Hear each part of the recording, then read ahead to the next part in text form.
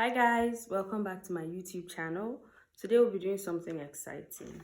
I'm going to be testing myself with this oral self-testing kit for HIV. And while we are waiting for the results, I'll talk about some popular misconceptions about the disease and their actual truths. So stay tuned.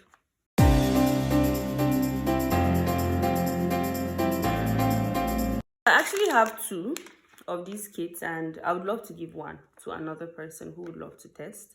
If you want to find out your status, just watch the end of this video so that you can find out how you get this kit from me. And these are the contents. I'll show it to you in a minute. This is like a stand for the testing thingy. There's a very elaborate manual inside so that you know what you are doing and you don't make any mistakes.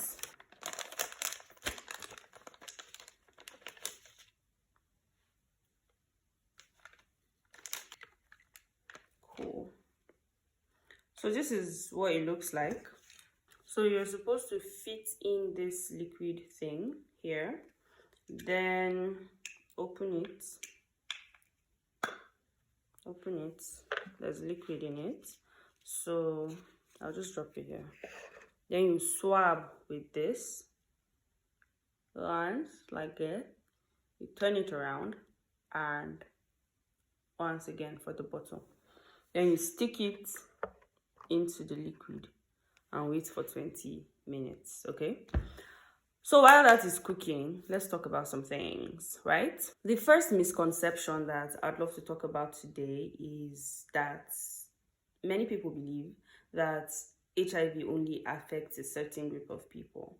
I know in the 1950s or so, especially when there was the lavender scare in America, in the 90s, HIV affected gay men mostly, right?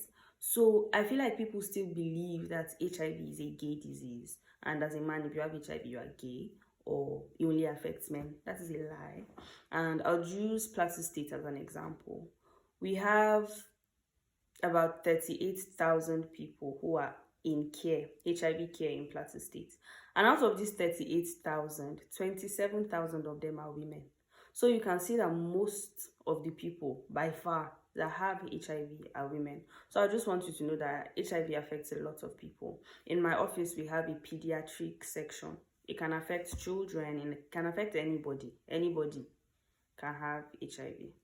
Another misconception that people have is that you can get HIV from casual contact, like hugging or shaking people's hands, people that are positive. That's a lie. I want to tell you that you know a lot of people that have HIV. You just don't know that they have it. And if the casual contact thing was true, you would have had it by now as well. So it's a lie. You cannot get it through casual contact. You get HIV through if you have blood transfusion of a positive person, which hardly happens again. If also you share sharp objects with a positive person and cut them and also cuts you, you can also get it through sexual contact. So these are some of the ways you can get HIV, but casual contact is definitely not one of them. Another misconception is that HIV can be cured. It's a lie. It cannot be cured. At work, you'd see people who have been in care, let's say since 2004, since that's when my clinic was started. And all of a sudden, they will not come. They've been adherent to. And then all of a sudden, they'll stop coming to the clinic. And when you call to find out, oh, what has happened? They'll say, oh, they are well now. Oh, I've not been taking my drugs for over a year and I'm fine. I'm doing okay. It's a lie. You're not fine. So the truth is that in most cases like this, is because their viral load is suppressed. Your viral load is the amount of HIV copies you have in your body, right? So if your viral load is high, that means your HIV levels are high. If your viral load is low, your HIV is low. And I just want to add that if you have low viral load, you cannot transmit HIV sexually. But that doesn't mean you should not practice safe sex. Anyway, they would say, oh, they are well now, they've not taken their drugs for over a year, or some would say their pastor said they are healed, they should stop taking their drugs in faith, and they'll be fine for some time because they have been adherent, their drugs have been working for them, and their viral load is low, so the copies are low in their system, and they'll be fine for some time. But when the HIV hits back, because it keeps multiplying as you stop taking your drugs, so while it's gradually multiplying, you feel fine, but when it hits you, it's going to be very bad and bloody. So I would just say that HIV can't be cured. It cannot be cured. Another misconception is that you can tell if someone has HIV from their appearance. I believe everybody knows that this one is a lie now. Like the popular saying goes, HIV no dey show for face. You can't tell. You can never ever tell. I'm telling you the truth.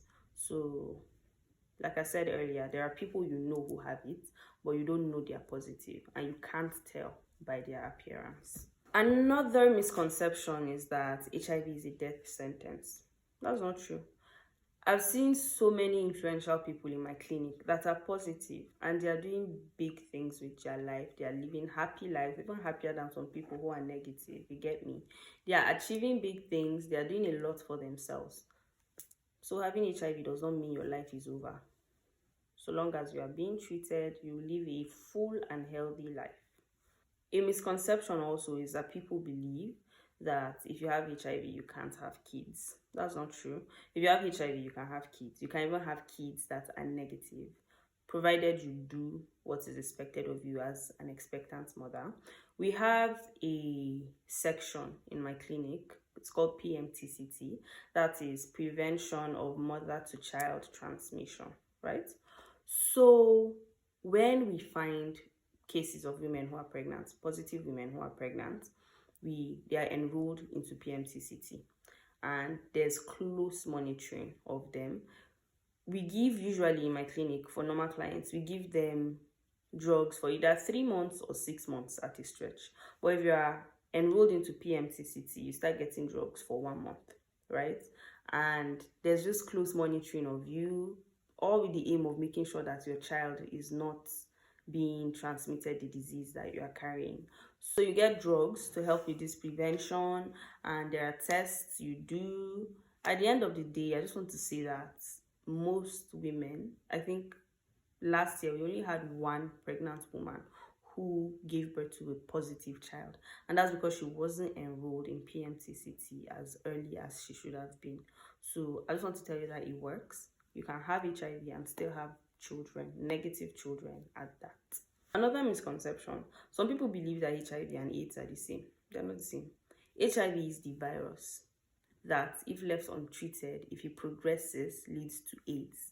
Now, AIDS is the deadly disease. That's why I said earlier that people with HIV can live full lives, because they're just carrying a virus. So long as they keep it suppressed, so long as they control it, it doesn't manifest into HIV, which ultimately ends in loss of life. So HIV and AIDS are not the same thing. HIV is the megad. HIV is the gate man that will lead you to the mansion that is HIV, that is AIDS. So another misconception is people believe that a positive person can't have a relationship with, like a romantic relationship with a negative person. It's not true. And there are couples where one partner is positive and the other is negative. We call them discordant couples. So it's just love. I'd advise you to be upfront with whoever it is. If you are positive, just be upfront with whoever it is. And also let them know what I said earlier. You can't transmit sexually if your viral load is suppressed. And your viral load is suppressed if you take your drugs, if you are adherent to your drugs. But that doesn't mean we encourage them to have sex without condoms. Also, there's this drug that we give to the negative partner in a discordant relationship. It's called PrEP, which is pre-exposure prophylaxis. So pre-exposure prophylaxis, as the name implies, is what you take before exposure, before possible exposure. It's usually used by healthcare professionals and, discordant couples, like I said. So we are just taking it as kind of a backup in case something happens and you come in contact with the virus. The pre-exposure prophylaxis just neutralizes everything and you still come out negative at the end of the day. So yes, you can have a relationship with somebody who is not positive, even if you are. Transparency, that's all it is. And discipline. While you are taking your ARVs, your partner is taking PrEP, and you are both using condoms. So yeah, you can.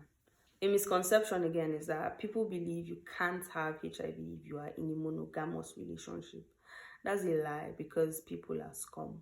Yes, many people have normalized cheating. So you could believe that you are in a monogamous relationship. You could be happily married even, so you think. But your partner may be cheating outside.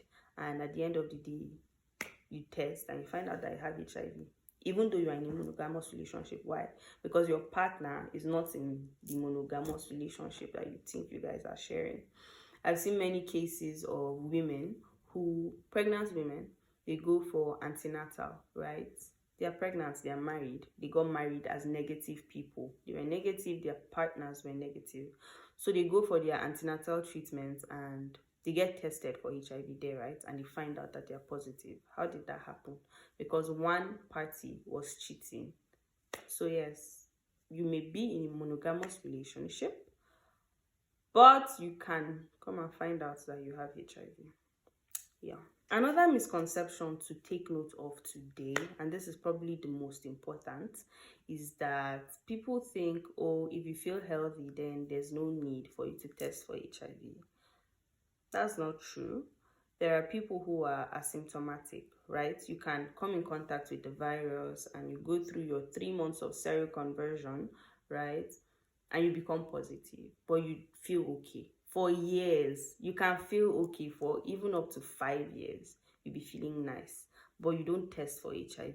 So you keep spreading it to other people because you genuinely believe you are negative, but you are not. So you keep spreading it to other people. So I would love to advise everybody to get tested for HIV regularly, especially if you engage in risky behavior. True. Just get tested regularly, because it's possible. And if you have done something risky that you feel may have given you the virus, I would advise you to wait until after 3 months to test, because you know now 3 months is the window period where you can be positive, you have the virus in your body, and it doesn't reflect that you are positive, because like I said earlier, there's still the process of seroconversion, which takes about 3 months to finish. And it's after that 3 months that you get real results. If you're positive, you actually show you that you're positive. So get tested regularly. You can test during the window period. Like, I'm just saying, some people may test during the window period and believe they are negative while they are actually positive. So get tested regularly, okay? Earlier, I mentioned pre-exposure prophylaxis, right? I would also love to expose us to another drug. It's also a prophylaxis, but this is post-exposure prophylaxis. This one is used by people who have come in contact with the HIV virus. Let's say you're having sex with a positive person and the condom breaks, or someone you don't know, maybe a one-night stand and the condom breaks. Or let's say you're a healthcare professional and you're trying to draw blood and the needle pricks you, then you can use post-exposure prophylaxis. It's a drug that you take for 1 month at the same time every day. And if you are adherent to your drugs, even if you have come in contact with the virus, you will be negative at the end of the day. Like I said earlier, I have an extra testing kit here that I would love to give to someone who wants to know their status. YouTube usernames can be tricky, so I may not really know who is talking to me. But if you want this kit, you can reach out to me on Instagram. Just send me a message and I'll get it to you. You have to be living in just like me, or maybe a butcher. But just send me a message and I'll see if I can get it to you. Guys, my 20 minutes are up and my result is it's negative. So my result is ready and I hope it's clear. This is what it looks like, right? And according to the manual, right, if you have 2 lines, even if your second line is faint, you may be HIV positive. So you should get tested, like blood testing. But if you have 1 line next to the C, then your result is negative, right? If you've not learned anything, this is what you should take home. HIV is not a death sentence. You shouldn't stigmatize positive people if you find out that they have it, right? I hope you've enjoyed this video. I hope it has been nice, entertaining, and informative. If you have any questions, let me know in the comment section. If you have any information you would like to share with others, also leave that in the comment section. Don't forget to like, share, subscribe, and follow for more. See you next time.